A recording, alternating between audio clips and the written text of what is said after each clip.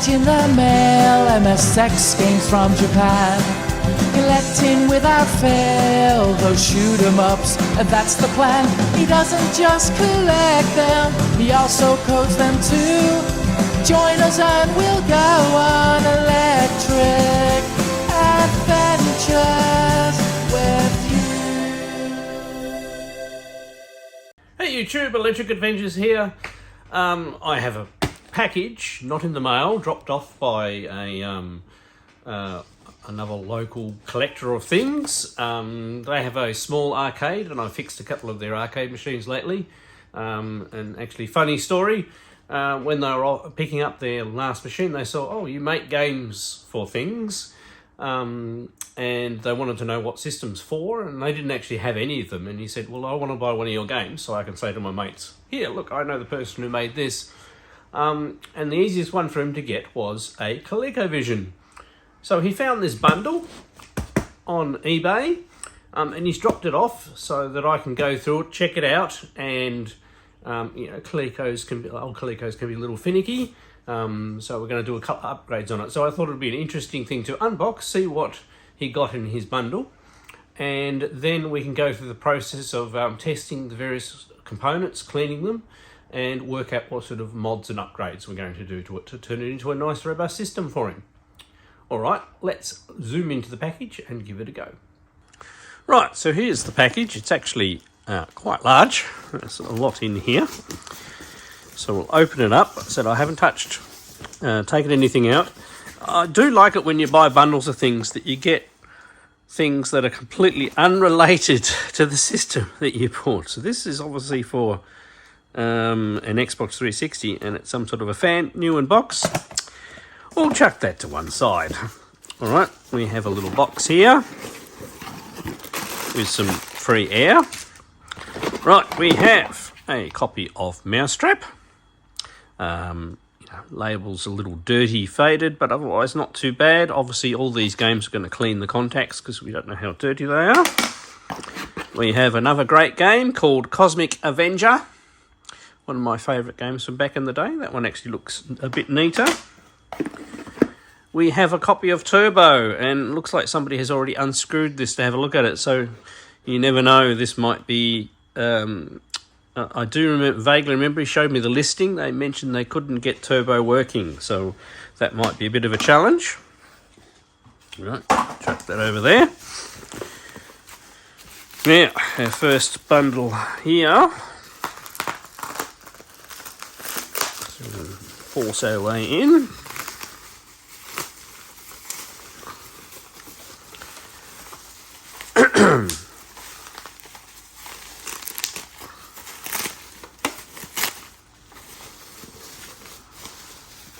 Right, so first we have an expansion module, number one, which is the Atari module. So this goes into the front expansion slot of the ColecoVision, and you put a Atari 2600 cartridge in there. You don't bother putting a cartridge in the ColecoVision.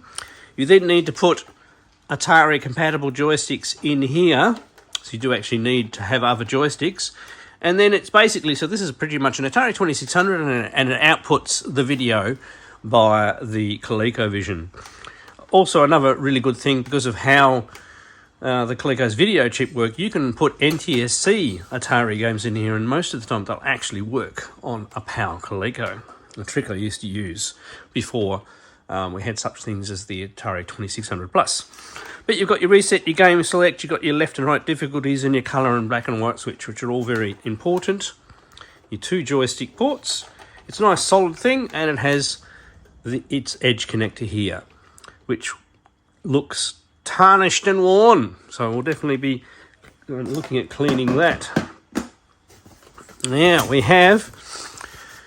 Now, for those overseas, you might recognise this packaging. This is the Australian Hess packaging for Coleco games. A lot of Coleco games came out of this packaging here. And this is none other than Donkey Kong Jr. Probably one of my most played games on the Coleco back in the day. So we have the cartridge, and this looks really complete. little bit of labour wear. This plastic does degrade. As you can see, it's yellow here and it's starting to crush there. It doesn't feel too brittle, but it is one of those plastics that has a half-life. So we have Donkey Kong Jr. instructions, and I reckon we have, there we go, Donkey Kong instructions. That's actually quite good. So Donkey Kong's probably the pack-in title for this particular console. So it'll be loose without a box. Now, what else? Oh, we've got a couple more boxed cartridges here. So we have Zaxxon, another really good title in Hess box. Has its instruction and registration card. The cartridge label looks pretty good. Just a bit bubbly and everything like that. And another great game, Space Fury.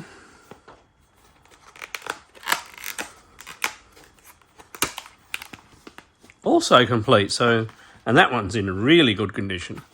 So I don't think we'll have too much trouble with those games that are still in their boxes. Now, we'll go for this package. This is probably the power supply, feeling the weight.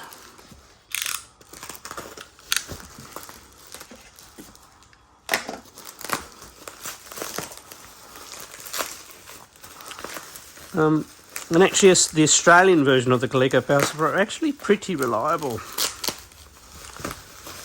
The Americans got a horrible large brick that had the power connector in the side of it, so you had to have that hanging off a power socket, which I don't think it did it any good. Australian ones, there are 3 different versions of it. Interesting to see what version we have. There is a lot of bubble wrap here. Here we go.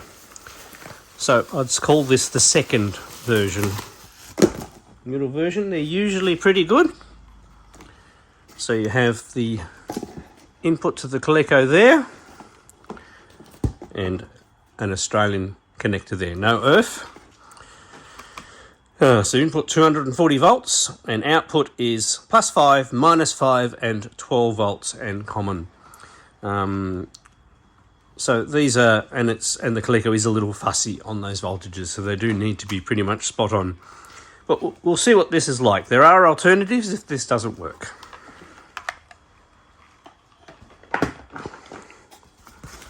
Right, next.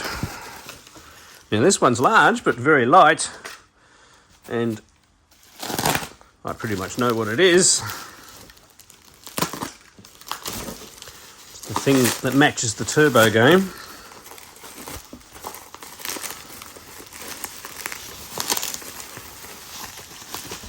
Now I'm just thinking I probably haven't used one of these for a while, so I possibly don't have any batteries.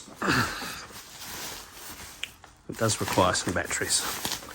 So this is the expansion module 2, or the driving controller. It's actually in very good condition. The plastic's very clean. So you've got the foot pedal here, which is a bit of thing. It doesn't have a lot of graduation in it, and that plugs into there. And you sit your controller here, and that becomes your gears for your game. And then it just plugs into one of the controller ports on the Coleco. Great device. Love playing Turbo and Pit Stop on mine back in the day. And it actually, for a early primitive driving controller, it actually works quite well. But it does require batteries, and it requires 4C batteries. So, and I haven't used mine for a while, so possibly my batteries are going to be no good, and I probably don't have another set, so we may have to test this once I have a chance to go get something. I'll pop that on properly. That looks in very good condition. So let's see how clean the actual system is itself. Right, nothing else in there. Put that out of the way.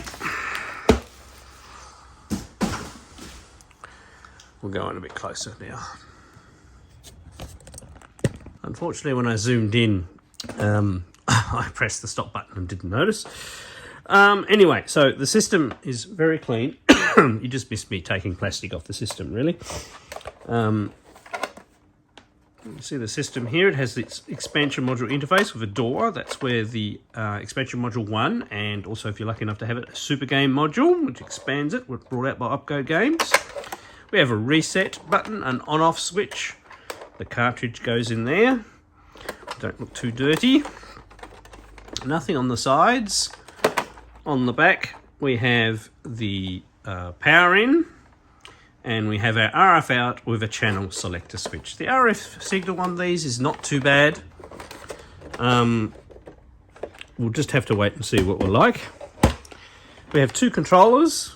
They plug into their ports there, 1 and 2, and nicely store in the top.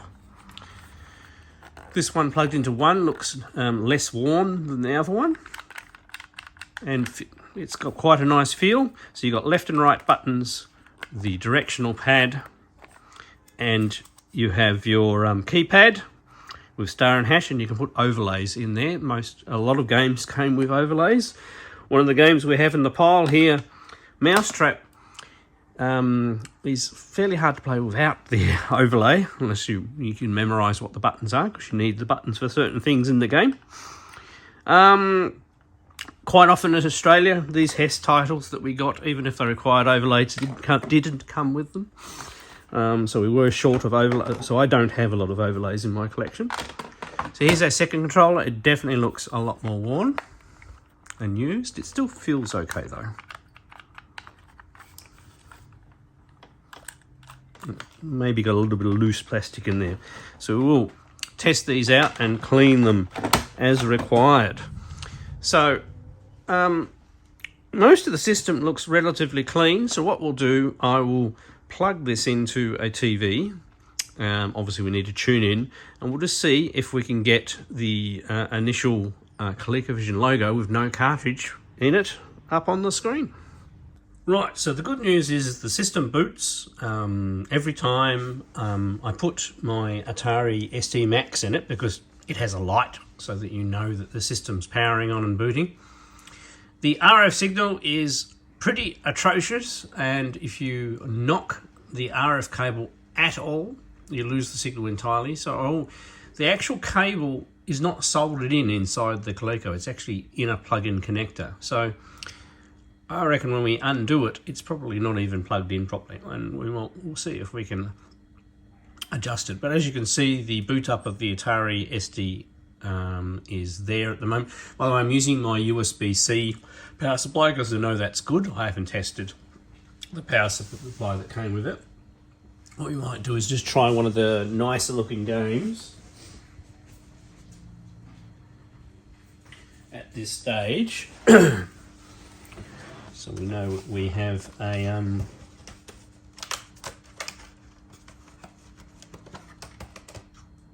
it doesn't look too dirty, so let's have a power switch.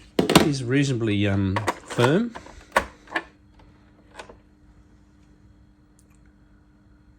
Yep, that booted up straight away. Just so I can see if the controller works. The picture is, oh, there we go, like it's losing the sync all the time. But you can sort of, if you use your imagination, you can see there's Donkey Kong Jr. there. I did have it on the alpha channel switch, and it was a little better.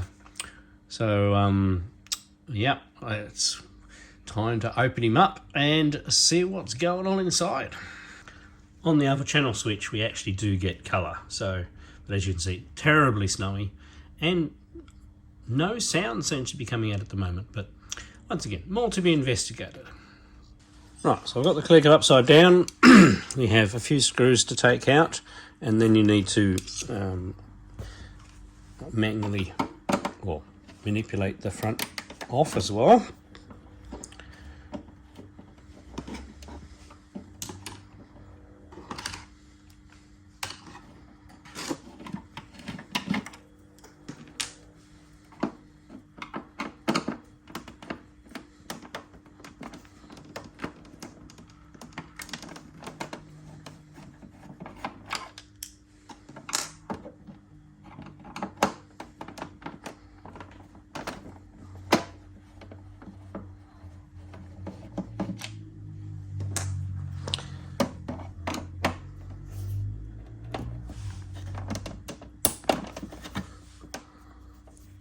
it doesn't feel like this has ever been opened before.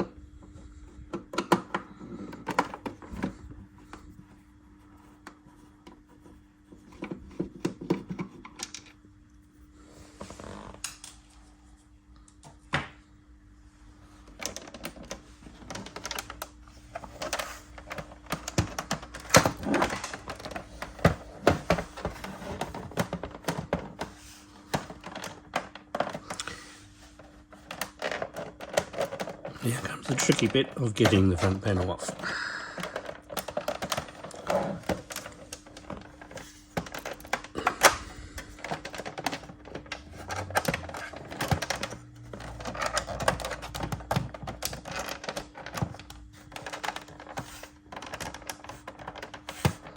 Now there is stuff underneath this, but I don't like removing those because you can never get it back on properly, and you can get this undone.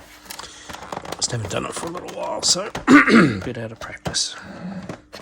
There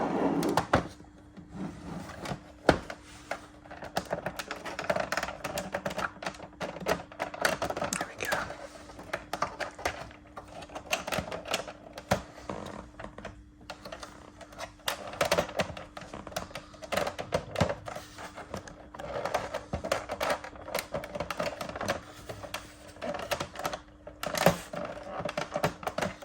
Should get it started.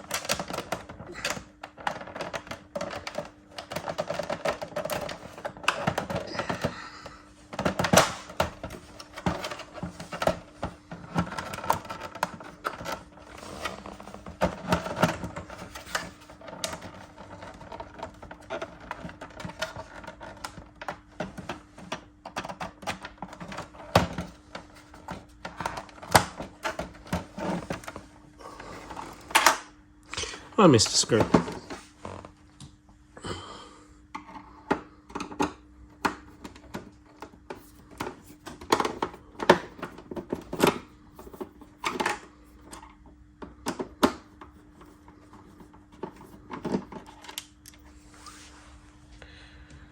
So 8 screws need to be removed.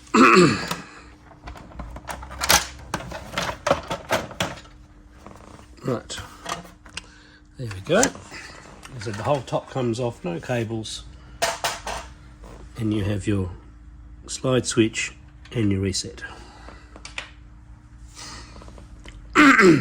So this is our RF cable there, and notice how it's just going into the port there. It's bent at a really bad angle too.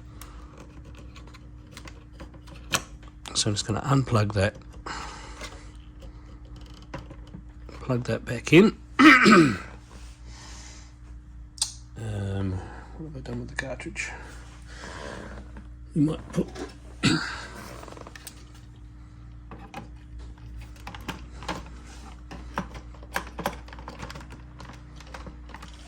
okay.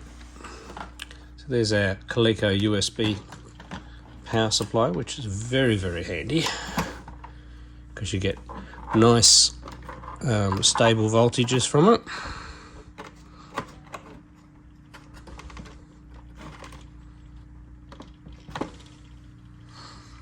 Alright, so turn it. The TV's gone to sleep.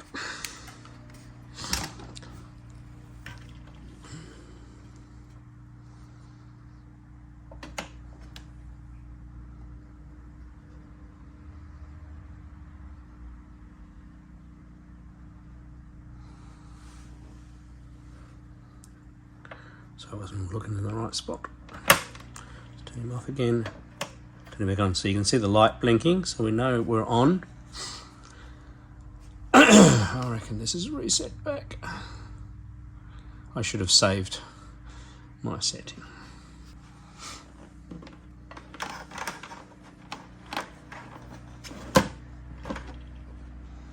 I actually think this RF cable is broken, because when you move it we're getting different signals. So I'll be back in a minute. I'm going to put another whole RF cable in.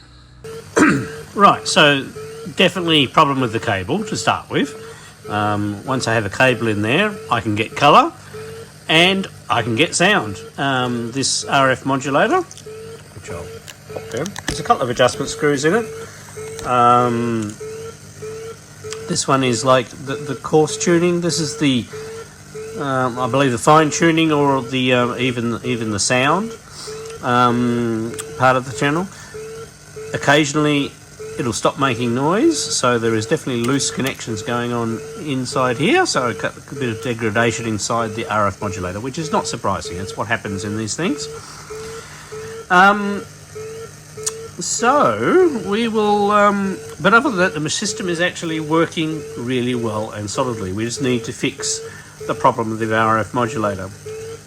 Now, PAL units are a little different than their NTSC compatriots. There are actually some important components inside the RF modulator, whereas the NTSC one, you can take it completely out. So we are going to have to open this up and see what we can do, and I'll try cleaning it, but otherwise I will see if we can work out an AV mod. Now, I can't get the AV mod kits I used to get for PAL. They've disappeared, but I do have an old one somewhere that I haven't installed, and I'm going to try and recreate it. So back in a little bit on the workbench, probably. Right, back. I actually put some contact cleaner, or PCB cleaner, into the two pots on the RF modulator. And then I've got it a lot closer. Now we're still getting a lot of interference, and if you notice, if I move my bundle of cable, and it is quite a long cable, this is one I found in my box, we're getting quite a bit of variation in that. But other than that, it's a lot more stable now. And as I said, the console files out every time. And as you can see, the sound works perfectly. So other than the white snow, the picture is actually not too bad.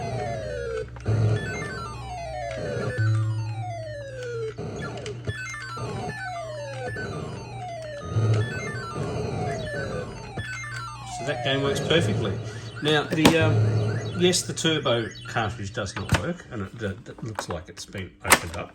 So I tried that one first, but let's try some of the others.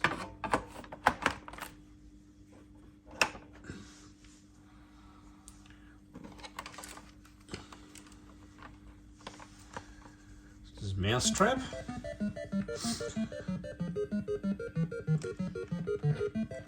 Good way to test the controller. It's a little sticky to the left, so I could do a bit of cleaning. Now you need the buttons to be able to change the doors. Yeah, it doesn't go left as well as it could. And interestingly enough, you don't turn into the dog when you go over the X markers. You just collect them as a collectible, and then you can get the right button. This is where you need the controller. You can then go into dog mode and get the cats. There we go. See, so it's quite a good little game. You do need the overlay, or just a very good memory. Okay, let's try it.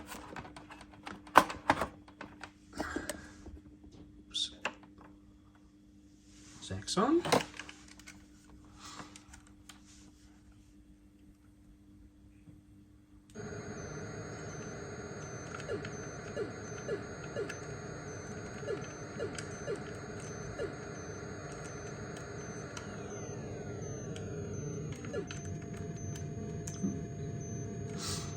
So I started on easy, so you don't use much fuel on easy.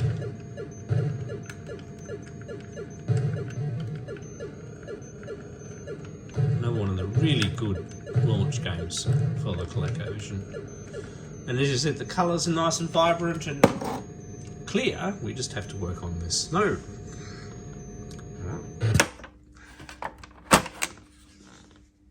Another game to try.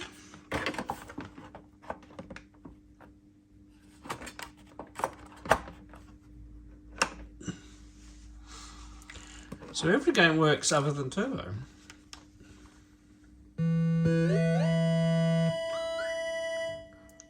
The old Space Fury intro.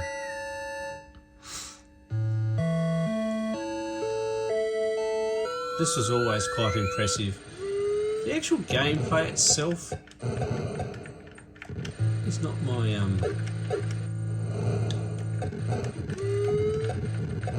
Oops. I mean, it's a fun game, but it's not that well implemented. Really do have to clean this controller. It's not going left very well. But there you go, that's Space Fury. So we have one more, Donkey Kong Jr. I know the cartridge already works because I had it plugged in earlier when we were mucking around with the video.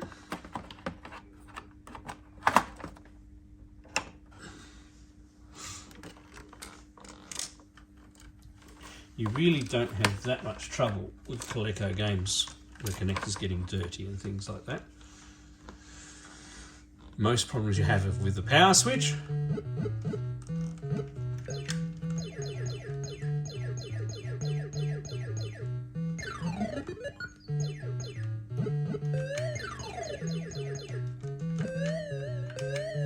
Oops. So Donkey Kong Jr. was one of the games I probably played the most back in the day. I like it a lot more than Donkey Kong. Oops.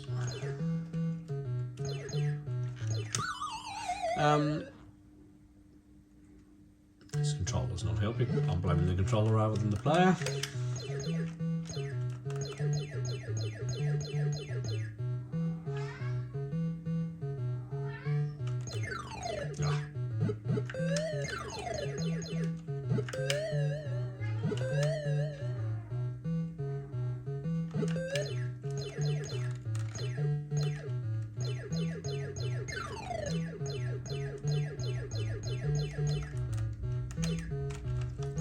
Doesn't want to go to the left all the time.